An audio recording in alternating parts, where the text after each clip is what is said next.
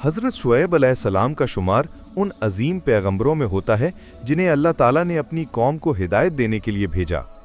आपकी कौम को असहाबे मदीन कहा जाता था, जो शाम और हिजाज के दरमियान एक इलाके में आबाद थी। ये लोग तिजारत करते थे, मगर इनमें बेईमानी, धोखाधड़ी, नाप तोल में कमी और जुल्म आम था। हज़रत शुएब अलैहिस्सलाम ने उन्हें बड़े नरम अंदाज में समझाया कि ए मेरी कौम, अल्लाह से डरो, नाप तोल पूरा करो, लोगों का हक ना खाओ और ज़मीन में फसाद ना फैलाओ। मगर उनकी कौम ने उनकी बात ना मानी। उल्टा वो कहने लगे, ए शुएब, क्या तुम्हारी नमाज तुम्हें ये सिखाती है कि हम अपने माल में अपनी मर्जी से खर्च ना करें?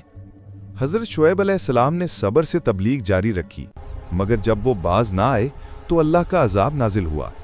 एक ज़बरदस्त ज़लज़ला आया और एक चीख ने सबको हलाक कर दिया। यूं हज़रत शुएब अलैहिस्सलाम और उनके ईमान वाले साथी अल्लाह के हुक्म से बचा लिए गए। उनकी कहानी हमें सिखाती है कि मुआशरती इंसाफ, सच्चाई और ईमानदारी अल्लाह के नज़दीक कितनी अहम हैं।